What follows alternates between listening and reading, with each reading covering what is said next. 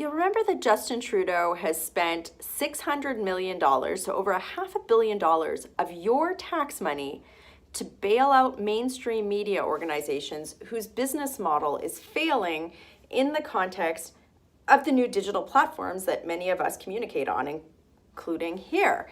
So in case you haven't watched my videos on this, what Justin Trudeau has done is said he's going to take $600 million, and think about that for a second, $600 million. I mean, that could be used to reduce your taxes, on homeless veterans, on so many things. He's going to take $600 million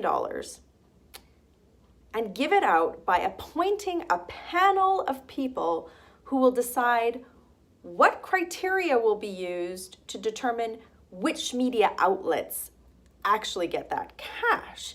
So there's a problem in and of itself there, in that the Prime Minister, a partisan man, should not be appointing people or setting criteria by which money will be allocated to the press. Any organization that takes money under this situation is immediately suspect, because you start questioning whether or not they're going to be reporting based on their ability to get money, or based on their ability to actually report on something. Now, what we found out this week that was ridiculous, it's just crazy, was that the group that Justin Trudeau has put in charge of this selection process is the hyper-partisan leftist Unifor group.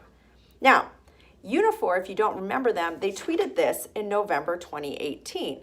Unifor's National Executive Board started planning for the federal election day. And on it is this graphic that says, "The Resistance, welcome to Andrew Scheer's worst nightmare." Now, that's pretty biased. Like, can you imagine that? So you've got a group that is openly campaigning against a political party in Canada, now in charge of doling out $600 million to media organizations. That is crazy. Now, if you're watching this and you're like, Rempel, I don't like you, you're a conservative, I'm an NDP, I'm a liberal. Think about this for a second. What if it was Stephen Harper who was doling out $600 million via a conservative-led organization? Now, first of all, we never would do that, but the principle is the same. Partisan groups should not be doling out bailouts to the media, because there's no credibility there. Do you really think that any organization is going to criticize the carbon tax? I mean, and you don't have to take one example of many. You don't have to take my word for it. There are columnists, some brave columnists are actually saying, like, look, good public policy happens when we have organizations that are questioning whether or not it's the best instrument. And if all of a sudden all we have is organizations that are being selected by hyper-partisan lefty groups, what kind of a flavor do you think is going to be in the media? Now, we already see that. I mean, like, I could point to numerous examples, but beyond that, I mean, to me, it is just ridiculous that taxpayers are bailing out news organizations, private news organizations, that haven't been able to transition their business model. Because I think about, you know, a lot of these small little digital startups that have journalists in it, that are working hard. Do you think they're going to be eligible for any of this? Of course not, right? And that's the problem here. This is so problematic, and it needs to stop. Now, you need to couple this with a couple of other things to prove why this is such a bad point, or a bad problem, and why this actually, to me, spells the end of free speech in Canada. Justin Trudeau, over the last 4 years, has spent a lot of time eroding Canada's democratic institutions, and we saw that with the SNC Lavalin scandal. Now, today, we found out that SNC Lavalin, that their alleged corruption and bribery charges will be proceeding to a trial at the behest of a judge. That never would have happened unless Jody Wilson-Raybould essentially stopped Prime Minister Justin Trudeau from allegedly interfering in that decision-making process. Now, I watched what the media did to Jody Wilson-Raybould after she came forward with this. Her character was smeared. She was attacked. It was crazy. Do you really think that under a Unifor-led $600 million bailout that reporting would have happened in any sort of sense? I don't know. I have my doubts, and I think I'm being pretty mild on that. So how can we question whether or not our democratic institutions are independent and are being handled fairly, or if there isn't corruption in government, if we have a media that is being paid for by the government based on criteria and people that the government selects? This is really problematic. Now, something else on top of all this that furthers my point, that many of you have written to my office about, is a video that has surfaced of Justin Trudeau's Minister of the Carbon Tax, Catherine McKenna, talking about how to spin the baloney, the fallacies of the carbon tax in the House of Commons so that you'll believe it. Watch this.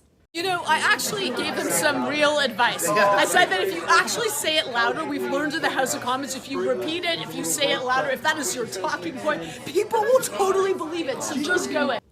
So there you have it. You know, Catherine McKenna's coming right out and saying, like, look, I mean, you guys can watch any of my videos. I've stood up how many times in the House of Commons talking about the fact that the carbon tax functions as a consumption tax. It is not going to reduce greenhouse gas emissions. It's just a cash grab.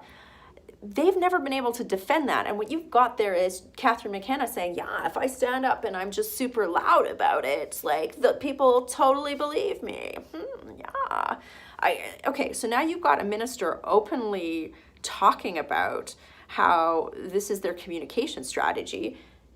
Now you couple that in the context of this $600 million Unifor bailout fund, and do you really think that in Canada we're going to have a press that is going to question the government?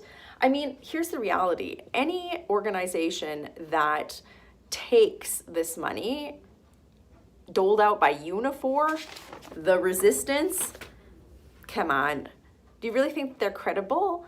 And that to me is really sad. I mean, rather than incenting these organizations to transition to ways that people consume information more effectively, we're essentially propping up a failed business model and preventing them from doing their job, which is to hold the government to account in many instances. It's to create a space where we have constructive debate on whether or not public policy works, be it conservative, liberal, NDP, whatever.